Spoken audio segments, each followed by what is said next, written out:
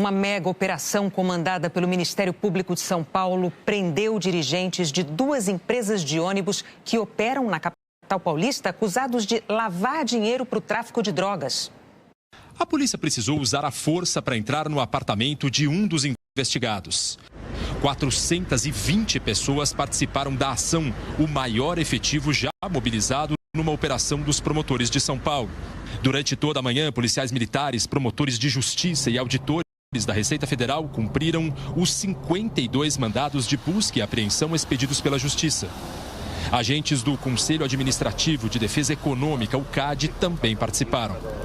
A força-tarefa apreendeu computadores, celulares, um cofre com dinheiro, droga, munição e várias armas. São pistolas, uma submetralhadora e fuzis. A Operação Fim da Linha é resultado de 5 anos de investigação.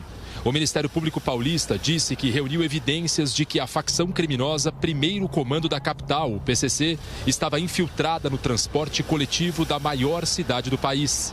A Transwolf da Zona Sul e a UpBus da Zona Leste transportam juntas cerca de 700 mil passageiros por dia. A Transwolf existe desde 2019, tem 1.100 veículos e opera em mais de 100 linhas em 9 terminais da Zona Sul. No ano passado, recebeu 748 milhões de reais da Prefeitura de São Paulo como remuneração pelo contrato de prestação de serviço.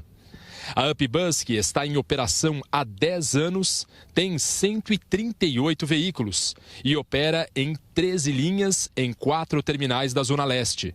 Em 2023, recebeu 81 milhões de reais da Prefeitura.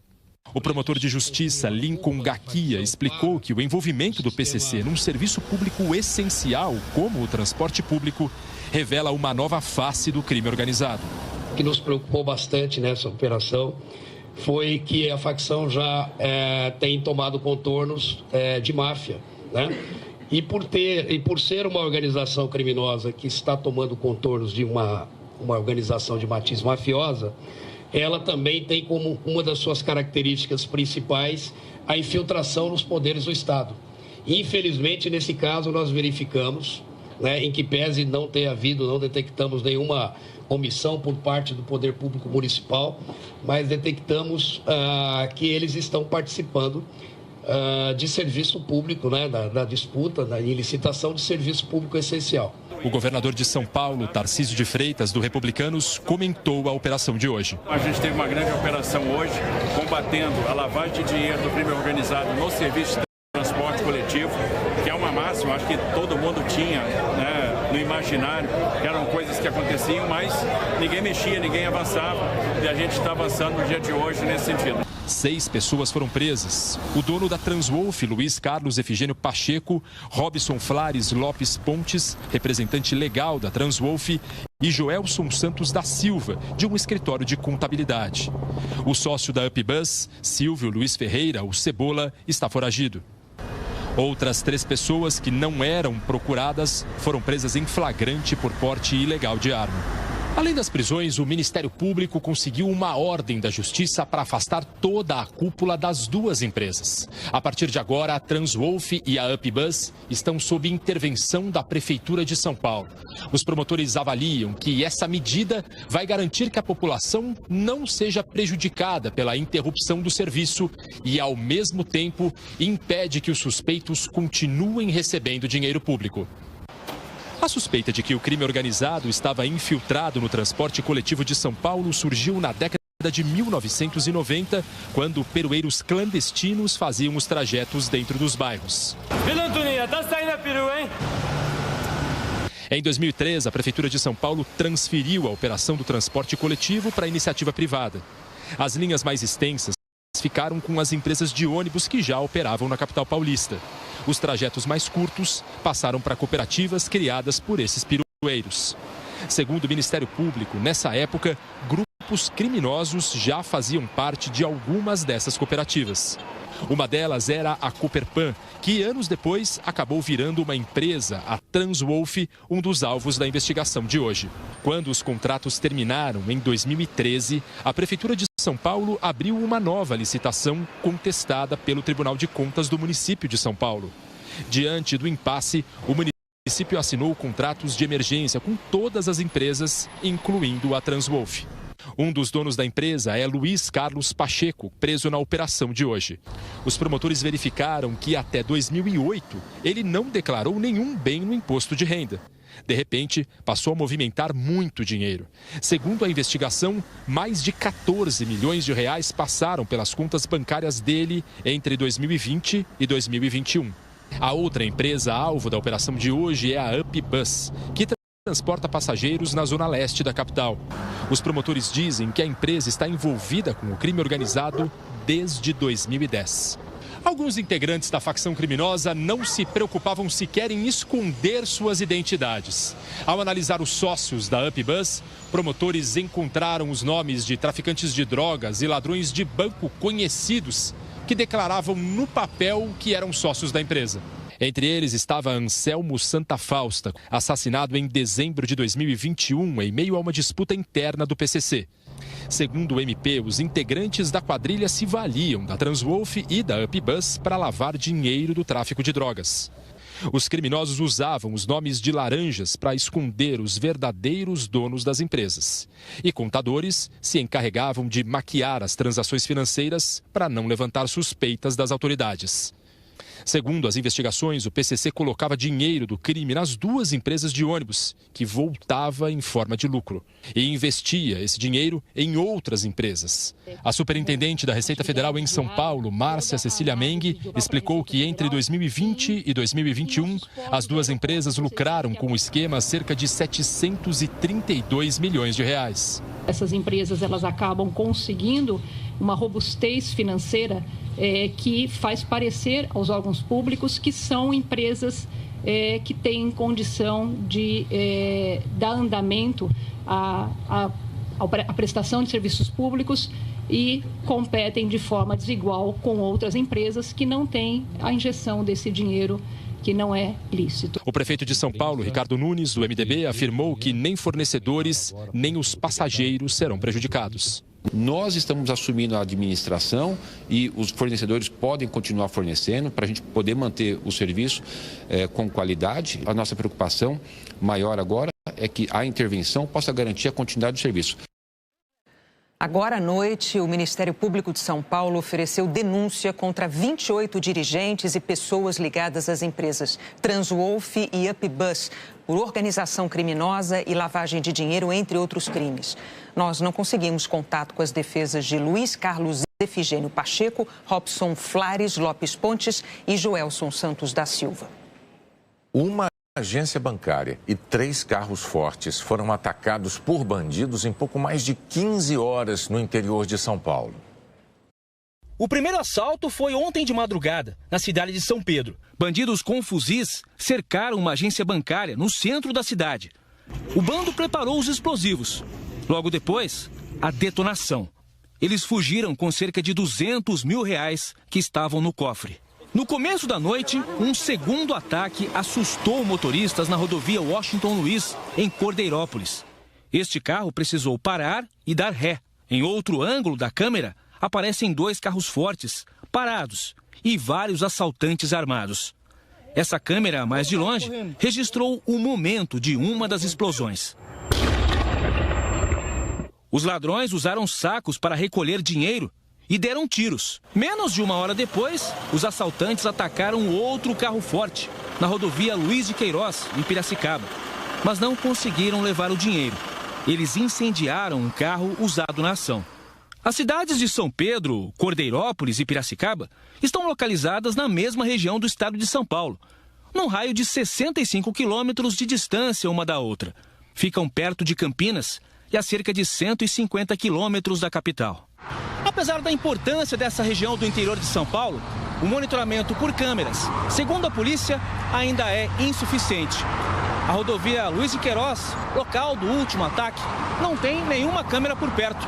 E para a Polícia Civil, isso precisa melhorar. Não é que facilita a fuga, dificulta o trabalho de investigação da polícia. Se tivéssemos realmente umas rodovias com uma adequação de imagens, realmente de monitoramento, e muito facilitaria o trabalho da Polícia Civil na elucidação dos crimes. A polícia descobriu uma casa que servia de base para os bandidos. Na troca de tiros, um suspeito morreu. Policiais apreenderam 4 fuzis, munição, explosivos, 6 carros e uma moto. Agora à tarde, os 2 suspeitos presos, um deles ex-PM, foram levados para a cadeia de Sumaré. A polícia avalia que a quadrilha tenha entre 10 e 15 pessoas e continua nas buscas. Uma guerra entre grupos de milicianos parou uma cidade inteira no estado do Rio de Janeiro.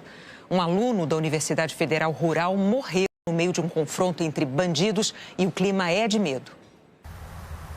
Uma universidade com 26 mil alunos e a sensação de que a vítima poderia ter sido qualquer um deles. Era um aluno, assim como eu, assim como meus colegas, então a gente acaba se vendo nessa posição também. Segundo a polícia, a região onde fica a Universidade Federal Rural do Rio de Janeiro está no coração de uma guerra que envolve 3 grupos de milicianos. A atuação deles divide a BR-465, a antiga rodovia Rio-São Paulo. O setor de inteligência da Polícia Civil apurou que um dos grupos passou o fim de semana de tocaia à espera dos rivais. Ontem, quando decidiram ir embora, encontraram um comboio rival no centro da cidade de Seropédica.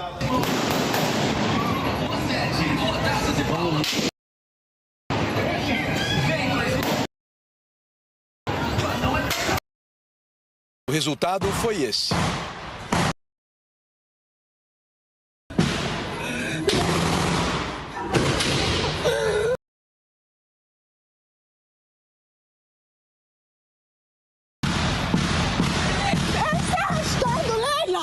Um dos bandidos morreu, um outro foi baleado e preso. Mas um tiroteio dessa dimensão fez várias vítimas inocentes. 2 crianças foram atingidas na rua ao lado da mãe. E o estado da filha mais velha, de 3 anos, é grave. O estudante de biologia, Bernardo Paraíso, de 24 anos, tinha ido comprar um lanche no mercado, a 2 quilômetros da entrada da universidade. Bernardo ficou no meio do fogo cruzado e morreu aí mesmo. Ele iria se formar no fim do ano.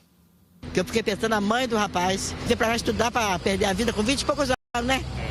A mãe, eu vi a mãe aí chorando, que desespero. É triste, estou muito triste. A Rural e Seropédica, né, são um único ecossistema. Então o clima de medo que acontece aqui na universidade hoje também acontece na cidade. Isso é um clima geral.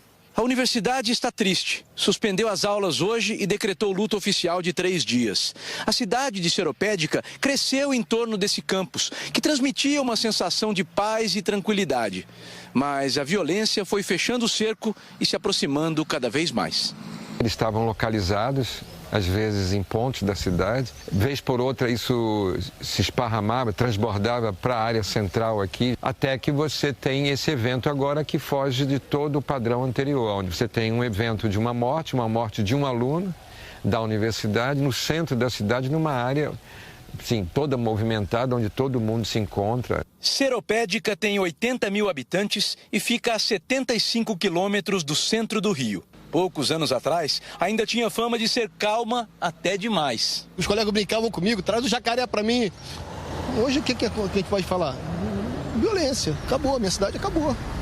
Hoje, um grupo de milicianos da vizinha Itaguaí está disputando o controle da cidade com 2 outros grupos locais, que eram unidos e se dividiram. Pela manhã, o comércio reabriu, mas ainda foi possível ver as marcas do que aconteceu. Na universidade, amanhã as aulas voltam, mas o medo permanece. A gente vem para cá com o intuito de realizar o sonho da nossa graduação, realizar o nosso sonho da nossa futura profissão. E agora a gente se encontra num estado que a gente não sabe nem se a gente vai conseguir terminar esse sonho. Universidade Federal Rural. Às vezes é difícil acreditar, mas a violência urbana chegou até aqui. A Força Aérea Brasileira interceptou um avião que trazia drogas do Paraguai. O monomotor entrou no espaço aéreo brasileiro sem plano de voo. Ao sobrevoar Londrina, no Paraná, o piloto desobedeceu a ordem para pousar. Em Santa Cruz do Rio Pardo, em São Paulo, ele fez um pouso forçado que destruiu o avião. Depois tentou fugir, mas acabou preso. A Polícia Federal apreendeu mais de meia tonelada de cocaína. O governo atualizou o aplicativo que bloqueia celulares roubados. O processo ficou bem mais simples. No Brasil, a cada hora são roubados ou furtados 114 celulares. O momento seguinte ao crime é quase sempre de pânico. Ainda atordoado, o usuário tem que correr contra o tempo, tentar se lembrar quais aplicativos foram abertos e ainda tem que avisar o banco, a operadora de cartão de crédito. Em dezembro do ano passado, o governo federal criou um aplicativo para ajudar a vítima, o Celular Seguro. No aplicativo, o usuário tem uma espécie de botão de emergência para bloquear o aparelho e assim reduzir o prejuízo.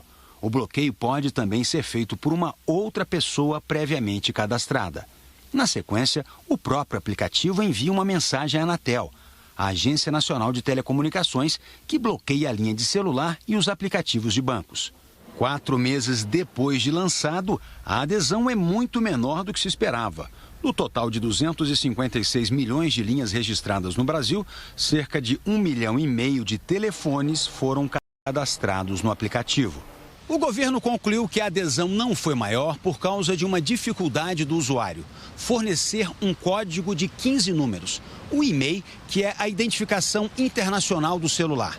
Esse código está na nota fiscal e pode também ser encontrado no próprio aparelho, mas nem sempre é fácil se chegar a ele. Por isso, o governo decidiu que não é mais necessário fornecer nem o e-mail, nem o modelo do aparelho. Daqui para frente, basta informar o nome da operadora, o número do telefone e a marca do aparelho. O secretário executivo do Ministério da Justiça disse que essa facilidade não afeta a segurança do aplicativo. Absolutamente seguro. O sistema puxará esse dado de e-mail automaticamente vinculado à linha de telefônica, aquele número que o usuário vai cadastrar e o número que ele informa. Então, quanto ao sigilo dos dados e a segurança das informações, o cidadão pode ficar absolutamente tranquilo. A vida das pessoas está no aparelho celular. Vida pessoal, vida profissional e até financeira. Então, isso é um tormento para a população brasileira e vamos lutar e vamos combater esse tipo de criminalidade com prioridade. Com a nova versão, o usuário terá até 15 dias após a ocorrência para notificar o roubo no aplicativo e poderá escolher se quer bloquear apenas o aparelho e a linha ou incluir também os aplicativos de bancos. Quem já baixou o Celular Seguro terá que fazer a atualização. A seguir, o ministro do STF, Alexandre de Moraes, nega o pedido da X de blindar contra medidas judiciais os representantes da empresa no Brasil. Divulgadas imagens da invasão da...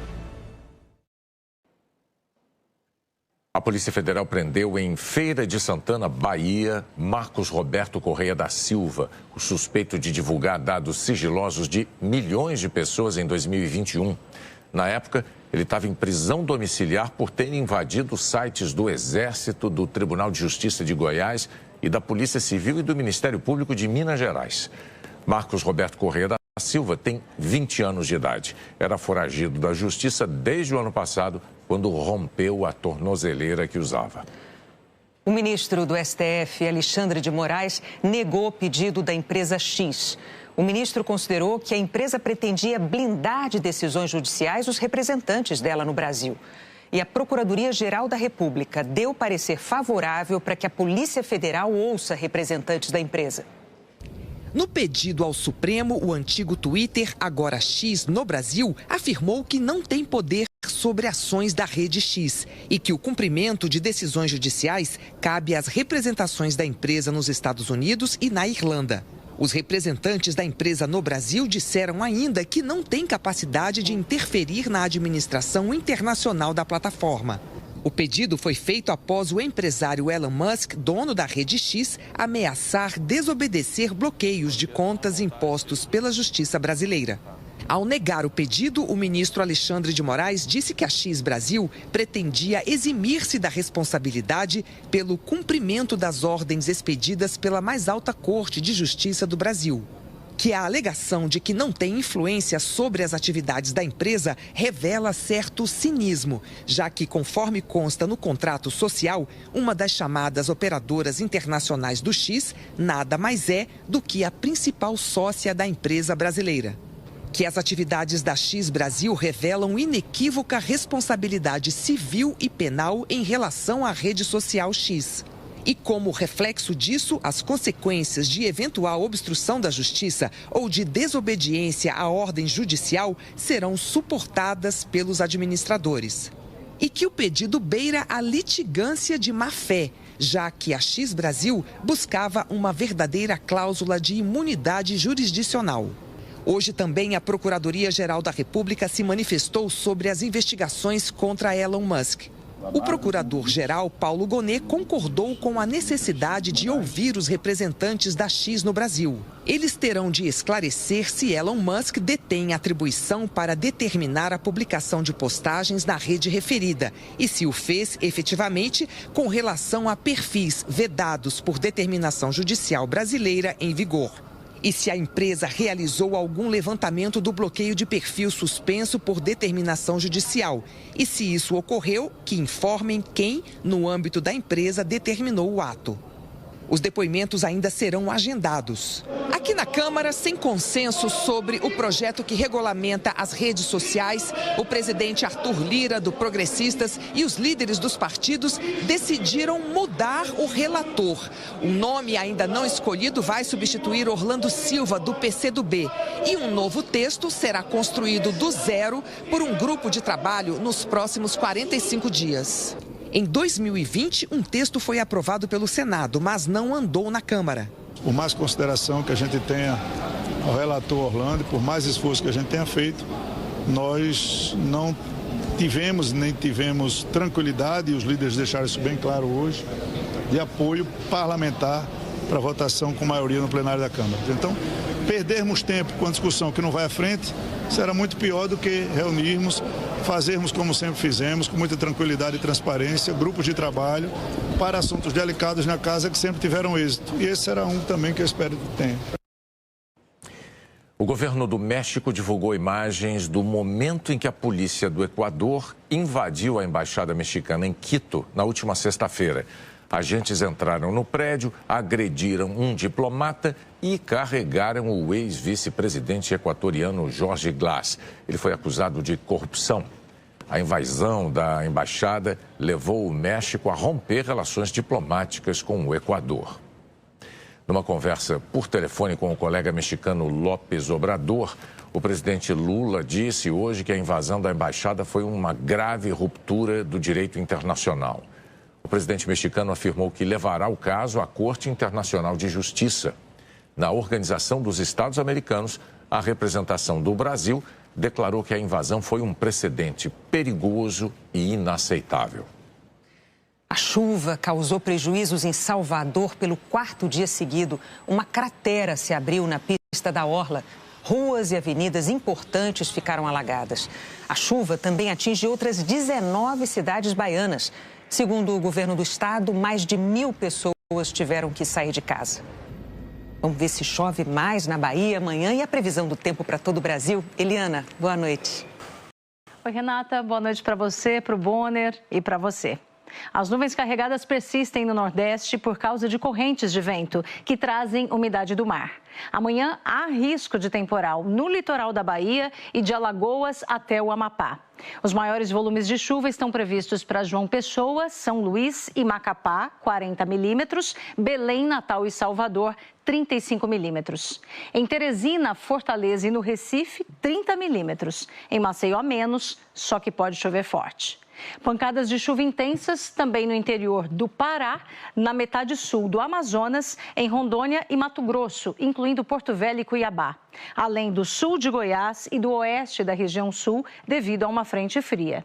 O sol predomina da região dos Lagos, no Rio de Janeiro, ao norte do estado, no nordeste de Minas Gerais e em Roraima.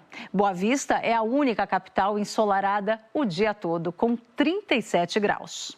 Por falar em calor, o Instituto Nacional de Meteorologia divulgou hoje. Em março, a temperatura média registrada no Brasil foi de 25,3 graus. Somente 0,2 grau mais quente do que o normal para o mês. Por aqui tivemos 5 meses seguidos de temperaturas recordes, de julho a novembro do ano passado. Enquanto no mundo já são 10 meses consecutivos de calor fora do normal. Nessa quarta-feira, a cidade do Rio pode chegar aos 34 graus. Belo Horizonte e Goiânia aos 30, Brasília e São Paulo aos 29. Em Florianópolis, 27, em Curitiba, 26 e em Porto Alegre, 25 graus. No sul, fica abafado até sábado. Na semana que vem, as temperaturas caem, principalmente nas regiões em verde e azul. Nada de muito frio ainda. Vamos falar agora da previsão de seca até o fim do mês. O Centro Nacional de Monitoramento e Alertas de Desastres Naturais diz que ela vai diminuir. Em março, a estiagem estava pior nessas áreas em vermelho, no interior de São Paulo e de Goiás. Nas próximas semanas, esse quadro tende a mudar. A seca moderada pode até aumentar um pouco e atingir mais de 900 municípios pelo país. Já a seca severa, que é mais forte, deve reduzir bastante, para 99 cidades. E a extrema, que é uma das mais intensas, tende a zerar. Até amanhã, Bonner e Renata. Boa noite, Eliana. O presidente Lula assinou hoje uma medida provisória que tem o objetivo de diminuir o valor das contas de luz nos próximos meses. Mas especialistas veem riscos de um efeito contrário no futuro. A cerimônia de assinatura foi no Palácio do Planalto. O governo pretende reduzir a tarifa de energia elétrica em 3,5% ainda este ano. E para isso, quer antecipar 26 bilhões de reais que a Eletrobras deveria pagar à União nos próximos anos. O repasse foi acertado no processo de privatização da empresa. O governo vai pegar esse dinheiro e quitar empréstimos que as distribuidoras fizeram na pandemia e em períodos de seca. Parte desses empréstimos hoje é paga pelos consumidores, bem embutido nas tarifas. O ministro de Minas e Energia, Alexandre Silveira, disse que ao quitar os empréstimos, o governo retiraria um peso da conta de luz. Nós estamos com um problema sério, tarifa de energia. E o presidente Lula quer buscar soluções. E encarar o problema, ter coragem de encarar o problema. Nós tiramos debaixo do tapete e falamos, não, vamos enfrentar esse problema com coragem, com serenidade, coragem, ouvindo as pessoas. Qual que é o grande desafio? A gente resolver o problema de forma estrutural.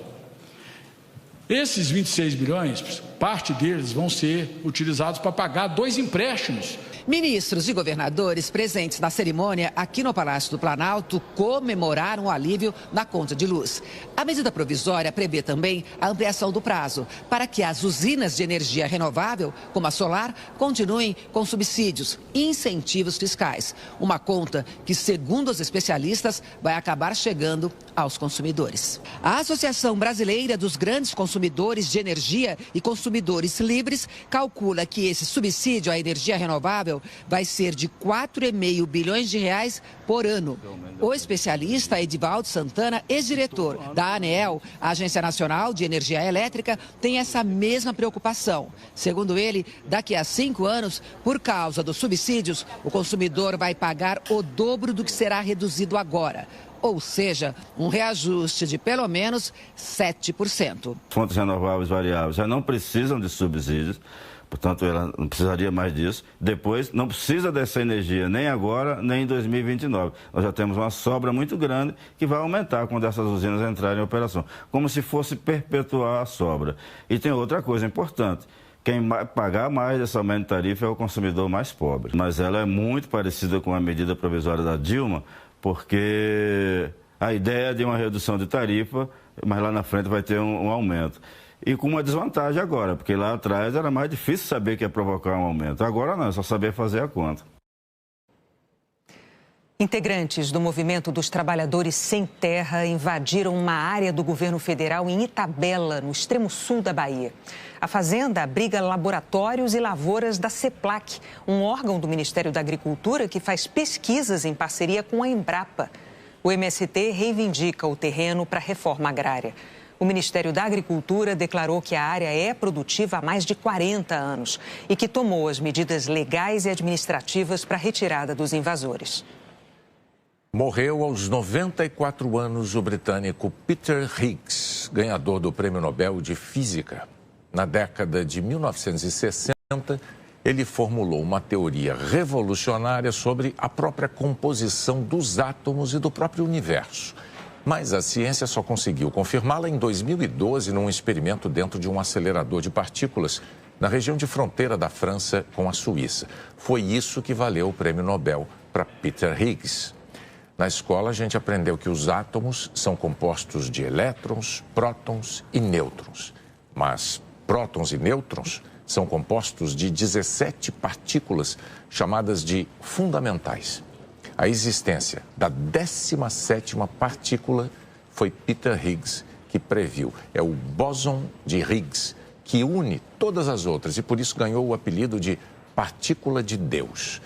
Na teoria do Big Bang, que explica o surgimento do universo, a partícula de Higgs tem um papel fundamental. A morte de Peter Higgs foi anunciada hoje pela Universidade de Edimburgo, na Escócia. A seguir, o Tribunal Regional Eleitoral do Paraná vota contra a cassação do mandato do senador Sérgio Moro, do União Brasil. O Tribunal Regional Eleitoral do Paraná votou contra a cassação do mandato do senador Sérgio Moro, do União Brasil. O julgamento durou 4 sessões.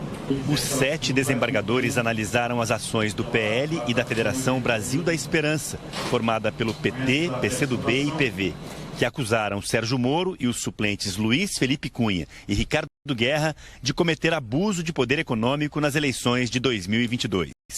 Durante a pré-campanha, enquanto ainda era filiado ao Podemos, Moro pretendia concorrer à presidência da República, mas depois de se filiar à União Brasil, acabou disputando uma vaga ao Senado pelo Paraná.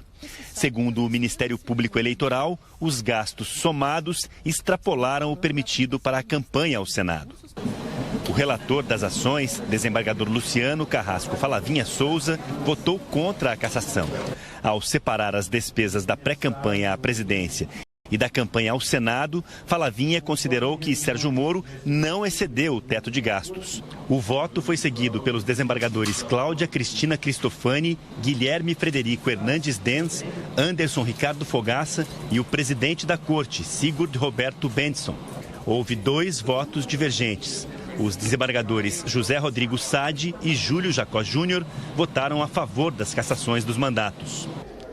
Por 5-2, o TRE do Paraná entendeu que Sérgio Moro e os suplentes não cometeram abuso de poder econômico e decidiu pela não cassação dos mandatos. Tanto o Ministério Público Eleitoral como os partidos podem recorrer da decisão ao Tribunal Superior Eleitoral em Brasília.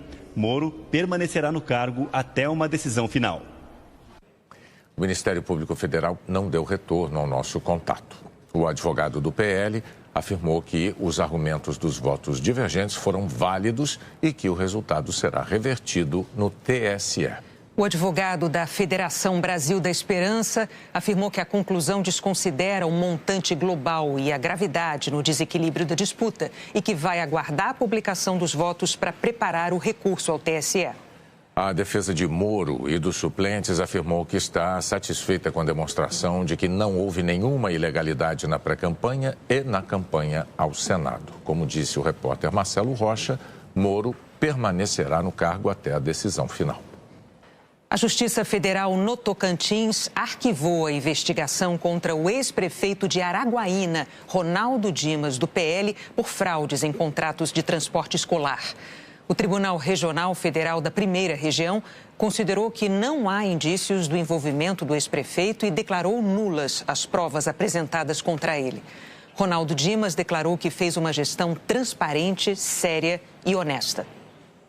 A seleção brasileira feminina de futebol superou a do Japão e conquistou o 3º lugar no torneio She Believes. Mina Tanaka fez o primeiro gol do jogo. Aí a Cristiane empatou e a decisão foi para os pênaltis. A goleira Lorena defendeu 3 cobranças das adversárias e Angelina converteu a última para o Brasil. Vitória por 3-0. O Cruzeiro anunciou a contratação do técnico Fernando Seabra. Ele chegou a comandar o clube na reta final do Brasileirão do ano passado, mas como técnico interino. Agora retorna para assumir oficialmente o cargo. Começou hoje a 2ª rodada da fase de grupos da Conmebol Libertadores. 7 clubes, 7 chances de convencer o torcedor na rodada de estreia da Libertadores. Não deu muito certo. Foram 3 derrotas, do Botafogo para o Júnior Barranquilla da Colômbia, do Grêmio para o Strongest da Bolívia e do São Paulo para o Deportivo Talleres da Argentina. Vamos tentar ter um pouquinho mais de fé. Eu acredito no Carpini e acredito no elenco do São Paulo. A rodada de abertura teve apenas uma vitória de um clube brasileiro. 4-1 para o Atlético Mineiro sobre o Caracas da Venezuela. Esse galo, salvador da pátria, faz a cabeça da torcida ir longe. Lá na temporada de 2013, quando Ronaldinho Gaúcho e companhia conquistaram o título da Libertadores. Só está começando, mas 2013 também foi assim, né? Astral lá em cima. A gente espera que seja uma repetição. E foram 3 empates nessa rodada, todos por 1-1. Do Flamengo contra o Milionários da Colômbia. Foi um jogo horrível, né? Do Palmeiras com o São Lourenço da Argentina. O time era reserva, né? Então, querendo ou não, até que deu trabalho no segundo tempo pro São Lourenço. E do Fluminense, atual campeão da Libertadores, que estava todo desfalcado contra o Alianza Lima do Peru. O tricolor tem que entender que essa Libertadores é outra, aquela acabou. Então o pessoal tem que começar a pensar em correr. Nessa primeira rodada atípica, 6 dos 7 representantes brasileiros jogaram fora de casa. A segunda rodada será o inverso disso, com 6 jogos no Brasil, 2 aqui no Maracanã contra times chilenos. Fluminense e Colo-Colo e Flamengo e Palestino. Na Copa do Mundo também a Argentina não ganhou o primeiro jogo, mas foi campeão mundial. E aí?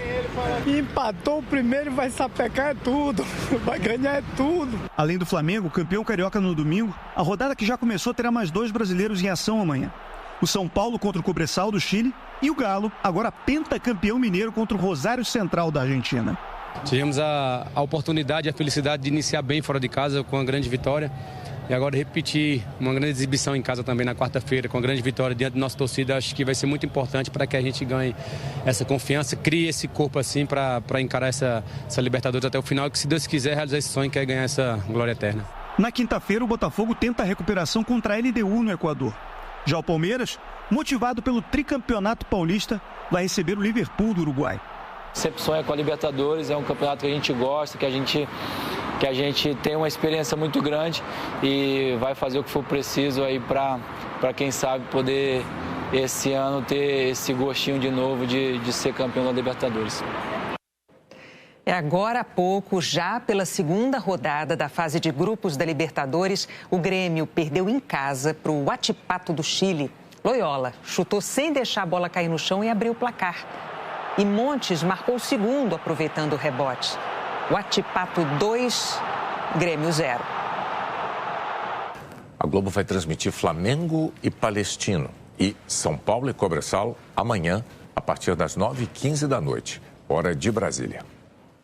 O Jornal da Globo é depois do Profissão Repórter. Boa noite. Boa noite, até amanhã.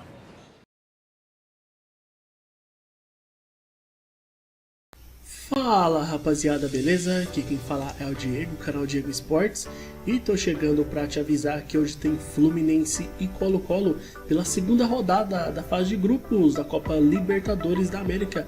E nesse vídeo de hoje você vai ficar informado e vai saber tudo sobre essa partida.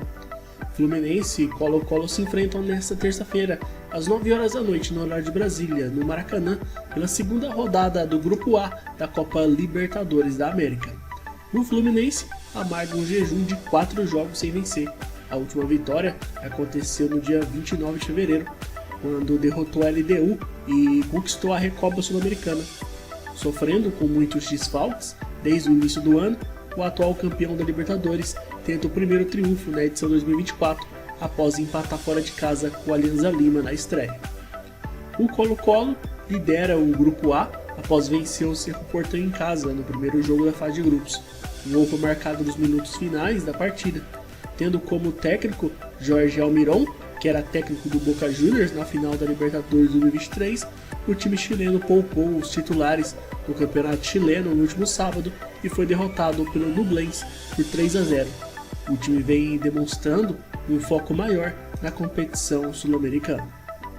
O Fluminense deve mandar a campo hoje o Fábio, Martinelli, Felipe Melo, Marcelo e Samuel Xavier, Lima, André e Ganso, Marquinhos, Arias e Cano. Já o Colo-Colo deve ir a campo com Cortez, Falcon, Saldívia, Wimberg, Opaso, Pavés, Vidal, Leonardo Gil, Zavala, Palácios e Paiva.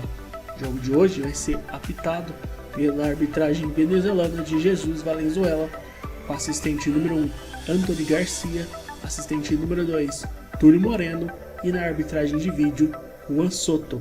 Então é isso, desejamos a todos um ótimo jogo, que vençam o melhor, fiquem todos com Deus e até a próxima.